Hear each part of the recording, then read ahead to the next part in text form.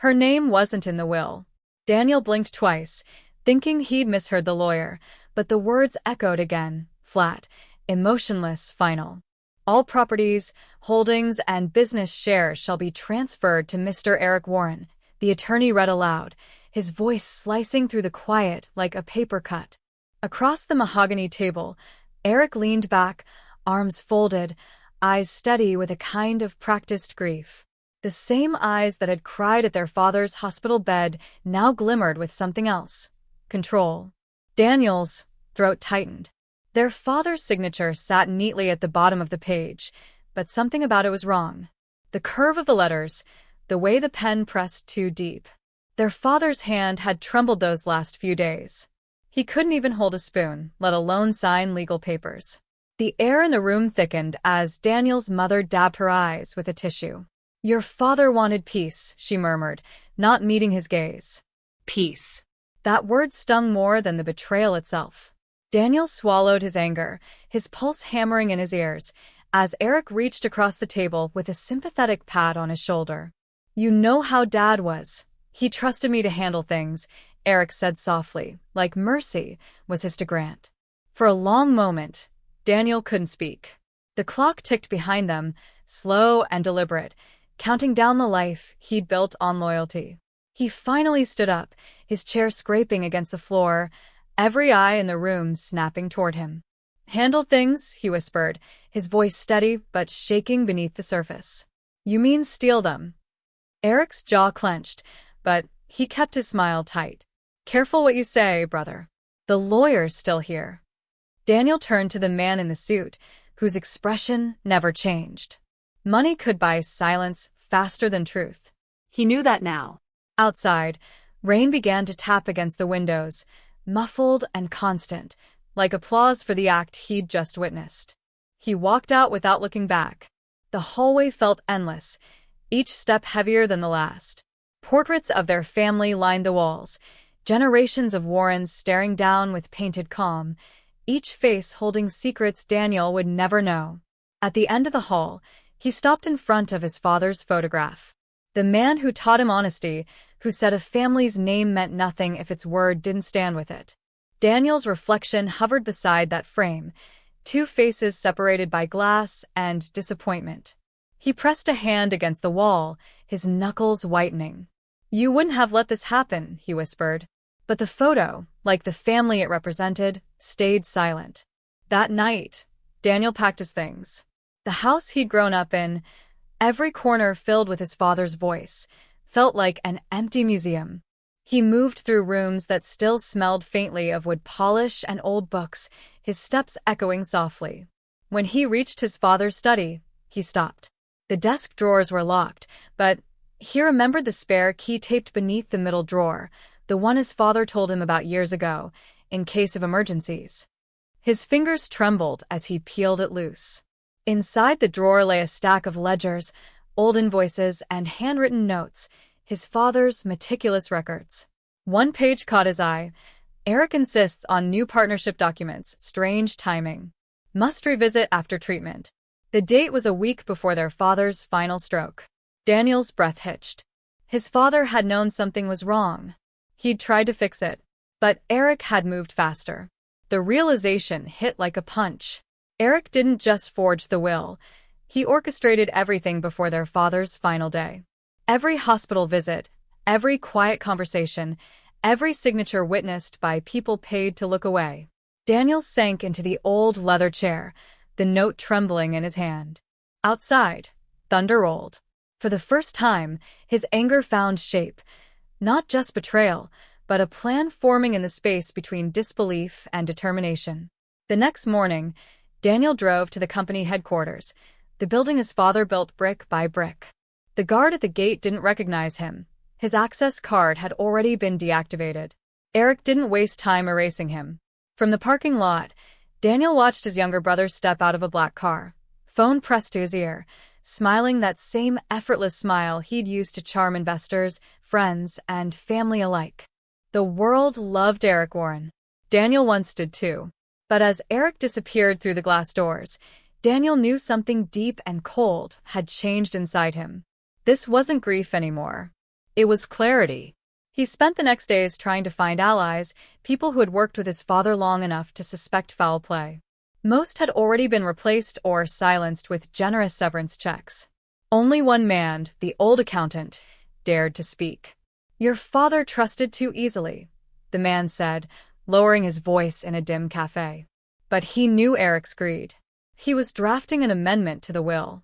It never got signed. Daniel leaned forward. "Do you know where it is?" The man hesitated, glancing at the door. "Maybe. But be careful, son. Your brother's not the same man you think he is." That night, Daniel drove back to the family estate. The rain had stopped, leaving the driveway glistening under the porch lights. He slipped inside through the side entrance, the same way he used to sneak in as a teenager past curfew. The house was quiet, the kind of silence that makes every creak sound alive. He found his way back to the study and opened the bottom drawer again. This time, he lifted the false base beneath the papers.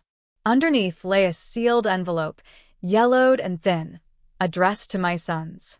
His pulse raced as he opened it. The handwriting was shaky but clear. "If you're reading this, it means one of you broke the other's trust.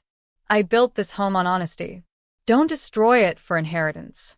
Remember, only truth builds legacy." Daniel closed his eyes, the words slicing deeper than any signature ever could. His father had known this moment might come. Footsteps sounded behind him. He froze. Eric stood in the doorway, arms crossed, a faint smile playing on his lips.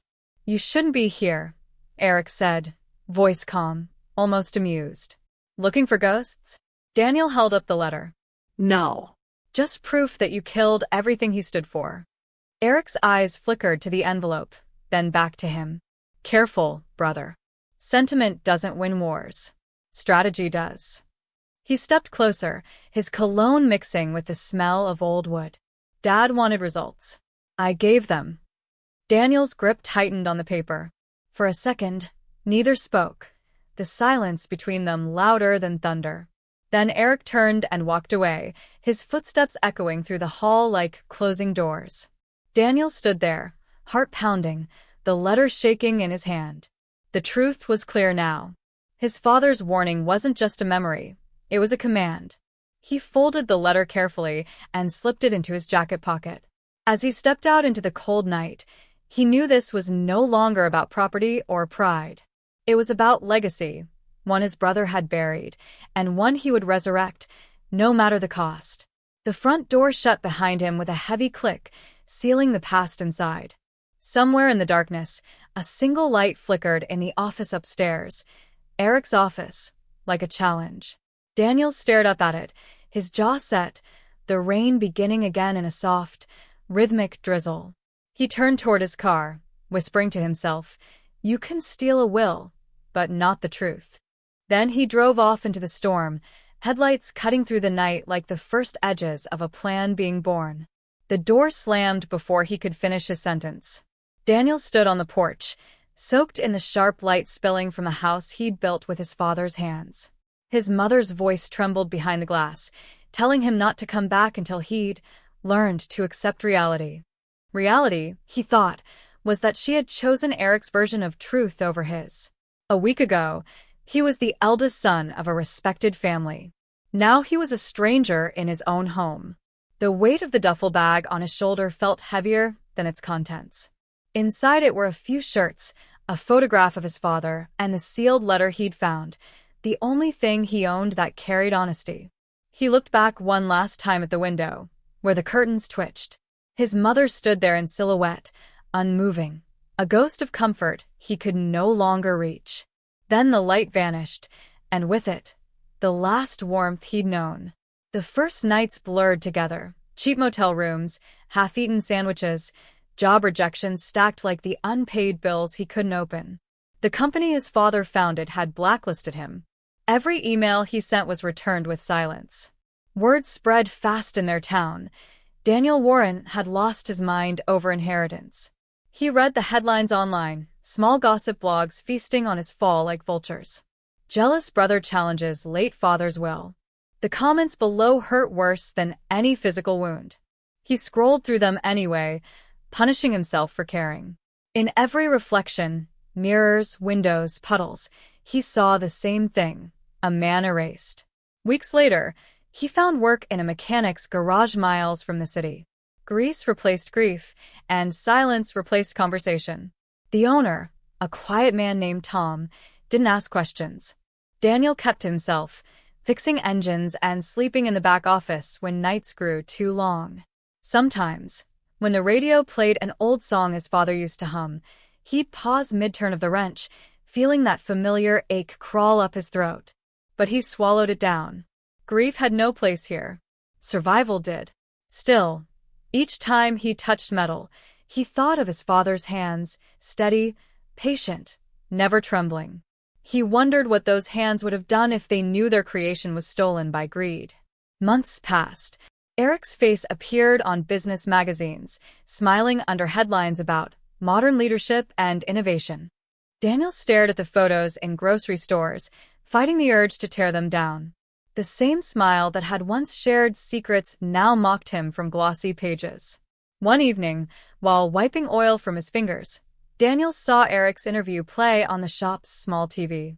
"My father taught me integrity," Eric said, his voice smooth as glass. "This company will always honor his values." Daniel froze. The rag slipped from his hand. Integrity. That word felt like poison. He switched off the screen, but the echo lingered. For the first time since the will's reading, his anger wasn't blinding. It was focused.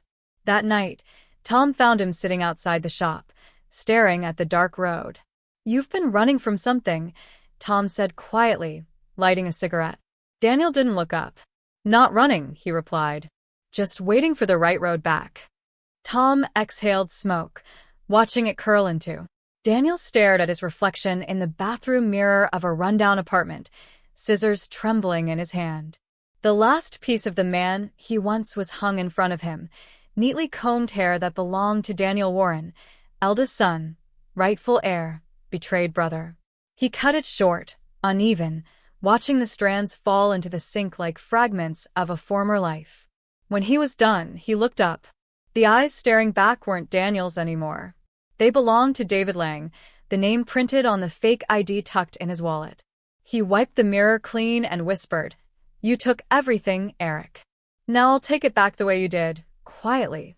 The apartment smelled of dust and stale coffee, but inside that decay, purpose had begun to bloom. The plan started small, almost invisible. A new resume, carefully built. References that led nowhere but looked perfect on paper. A background as a freelance consultant specializing in corporate auditing, believable enough to slip through security, yet invisible enough not to raise questions. The first email went out under a new address, sent directly to Eric's HR department. Within a week, David Lang received an invitation for an interview at Warren Industries. The irony wasn't lost on him. The company that had erased his name would now pay him to walk through its doors. He rehearsed the interview in his mind 100 times, not out of fear, but because every word mattered. He needed to sound competent but harmless, sharp enough to hire but dull enough to ignore. Revenge, he'd realized, wasn't fire, it was patience wearing a smile. On the morning of the interview, Daniel, now David, wore a plain gray suit and an expression that gave nothing away. The receptionist smiled politely, unaware she was greeting the ghost of the company's founder's son. Eric's signature hung framed in the lobby, right beside their father's old photograph, as if greed and integrity had been forced to share the same wall. The meeting took place in a glass-walled room that overlooked the city. Across from him sat Eric's operations manager, a man with slicked hair and an easy laugh. "We've been expanding fast," the man said. "Eric's vision has taken us global." Daniel nodded, every word feeding his quiet fury. He answered questions with calculated precision, referencing market ethics and financial transparency, phrases that made executives feel safe. By the time the handshake came, Daniel knew he had the job. His first day as a consultant began 2 weeks later. The office buzzed with expensive energy, glass, chrome, and confidence. No one looked twice at him. In corporate life, invisibility was easy if you blended with the rhythm. He worked late, volunteered for extra tasks, smiled at the right people, and listened more than he spoke. Within a month, he had access to the company's digital archives. Each night, after the others left, he downloaded old contracts, scanned signatures, and traced every wire transfer Eric had authorized during their father's final months. One night, as he scrolled through an old PDF marked confidential, his pulse quickened. A series of transactions routed money from their father's medical fund into an offshore account under Eric's assistant's name, 6 figures, the same week the hospital postponed a crucial treatment. Daniel's stomach turned. His brother hadn't just stolen the inheritance. He'd stolen time from the man who gave them life. The discovery hit like a second betrayal.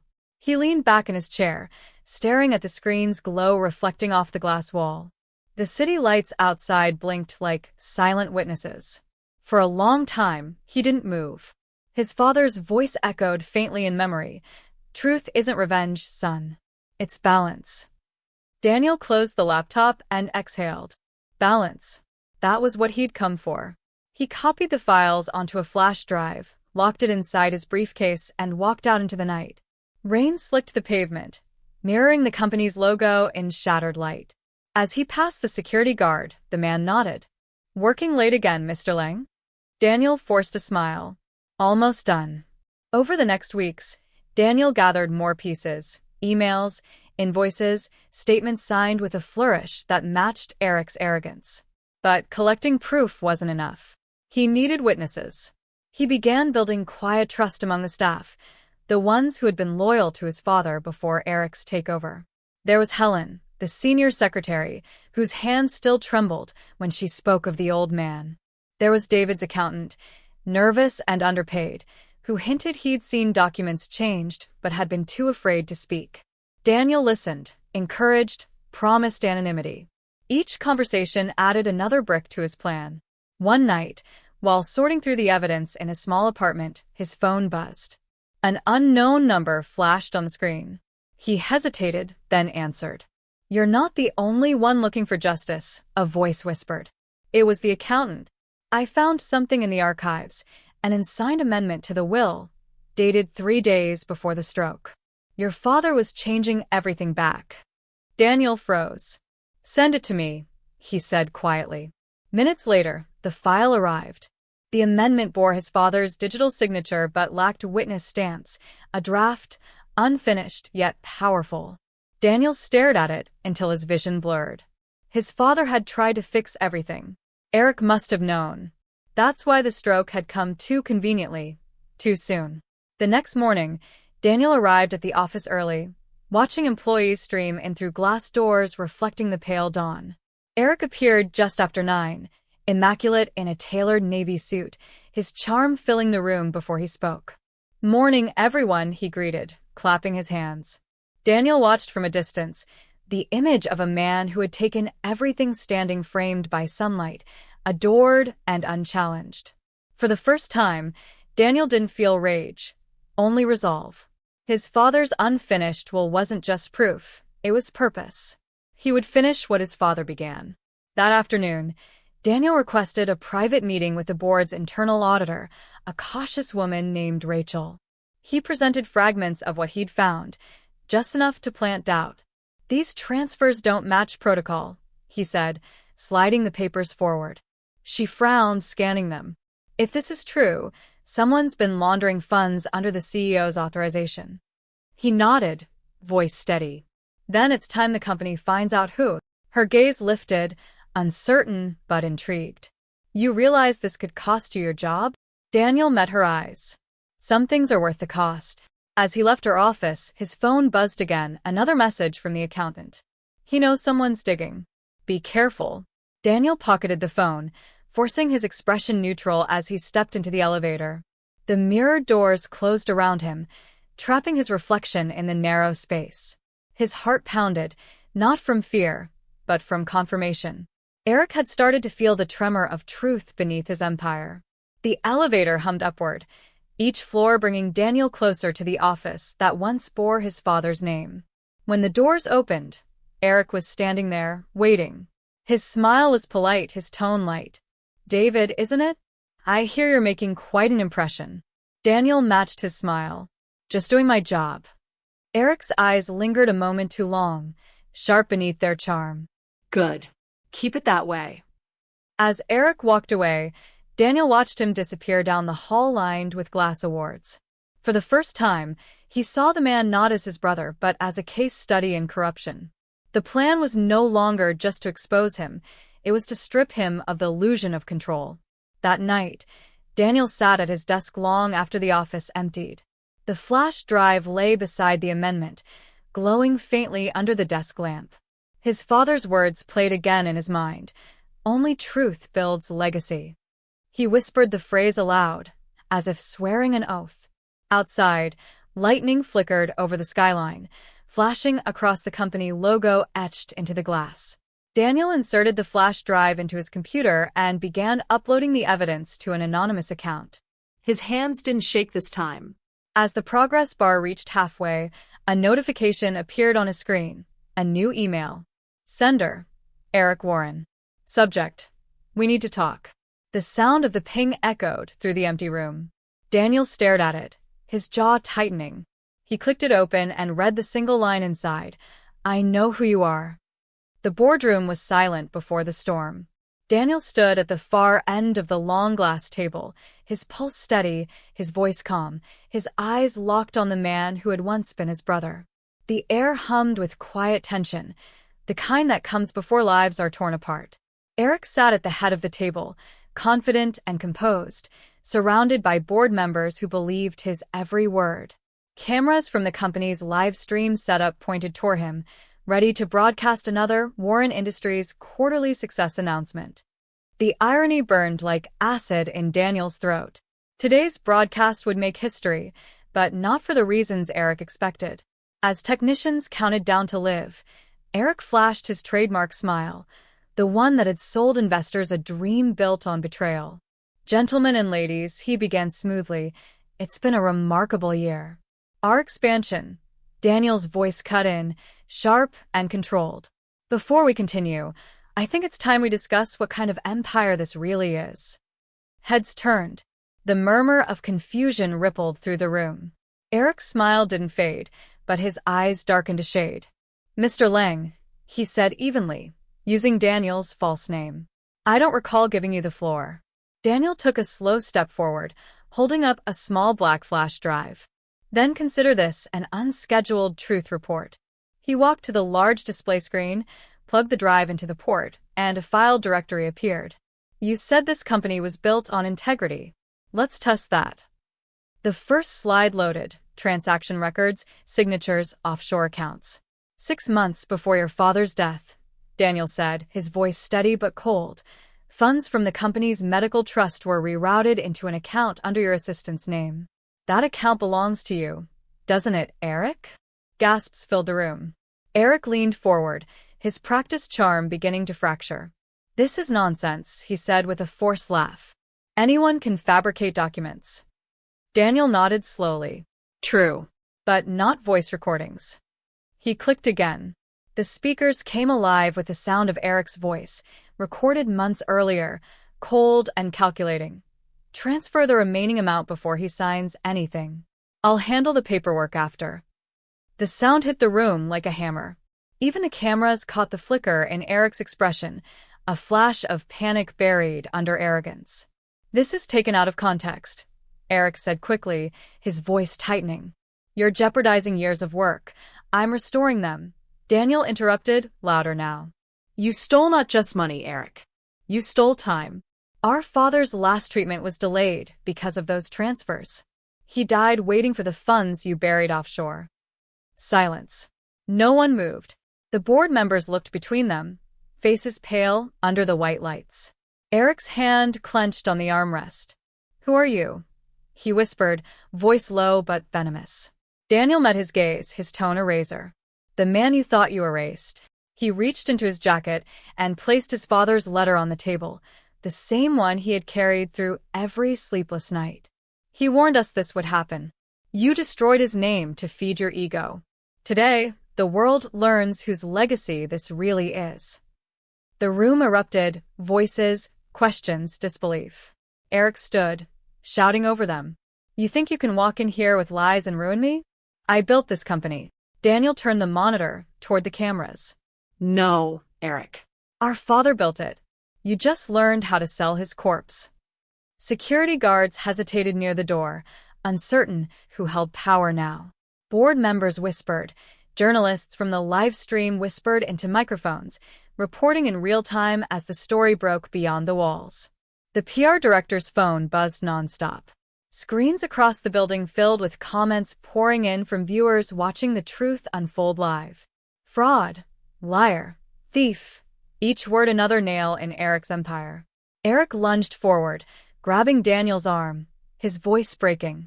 Do you have any idea what you've done? Daniel didn't flinch. Yes, he said softly.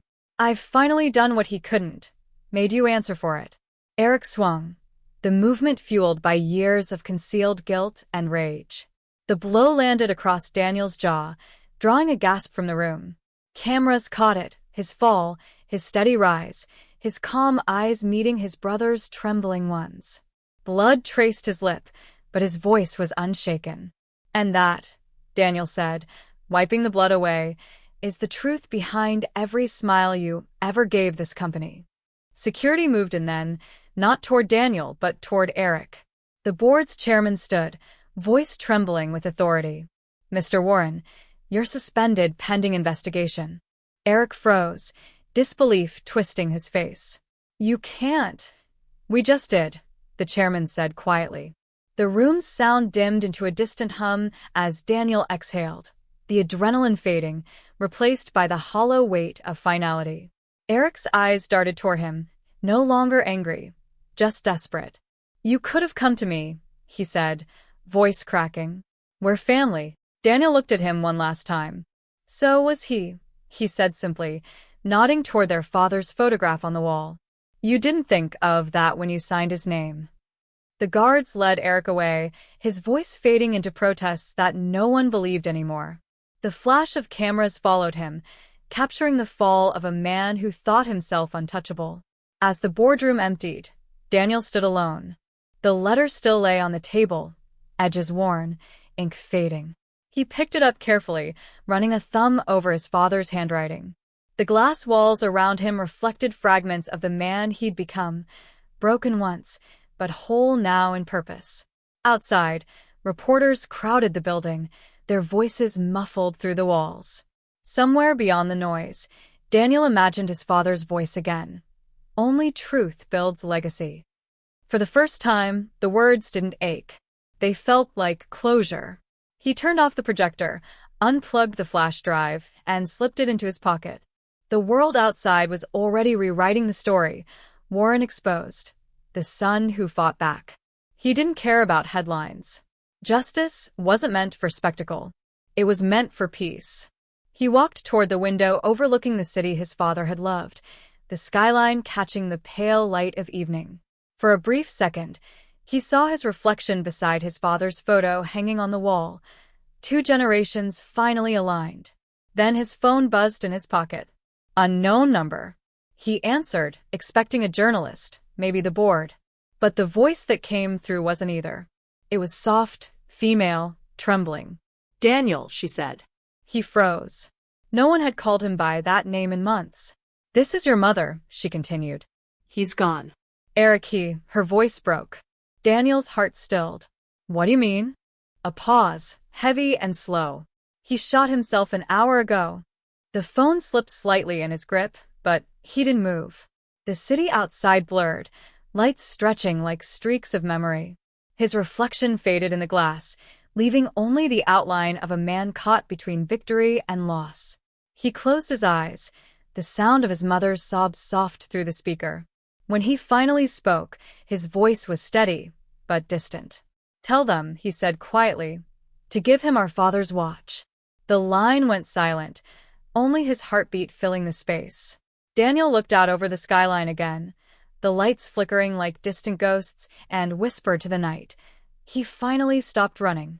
Then he turned away, the city reflected in his eyes, knowing the sunrise would belong to truth, and to everything it cost him to reach it.